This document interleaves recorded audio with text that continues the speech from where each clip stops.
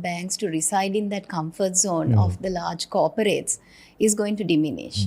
So they will have to find new ways of managing more lending to SMEs. That means, again, changing your way of sort of running the banking business. Right now, banks are very dependent on collateral, right? So the moment you move into the SME market, that comfort is not going to be there for you, right? You're going to have to find ways to lend in more innovative ways to these SMEs. Their ability to repay can be volatile because they're small businesses subject to all kinds of vagaries in the market.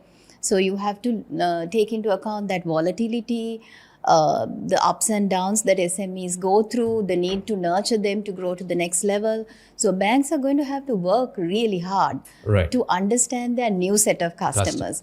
Because without that new set of customers, particularly in SME, they will not have the ability to grow. Sure. Because it's only if that channel grows that you can also, then parallelly maybe get the opportunity to increase your lending to the larger corporates also. So it has to grow in parallel, in tandem.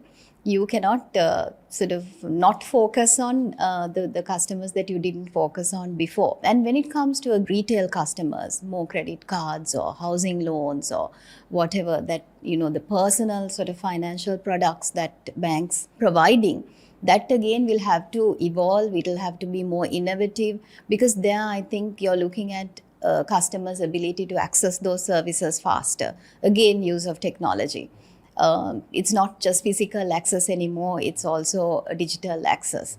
So you have to invest in all that. You have to also ensure that your service levels are up to date, that you can monitor cash flows. So the monitoring mechanism also will become more important because you have to, again, without relying on the comfort of collateral, be able to figure out how these SME businesses are going to produce their cash flows and monitor their performance so that you can recover your loans. So I see a lot of new management challenges coming through, a lot of new investment coming through, and also the way they are going to sell products to their clients and provide the service.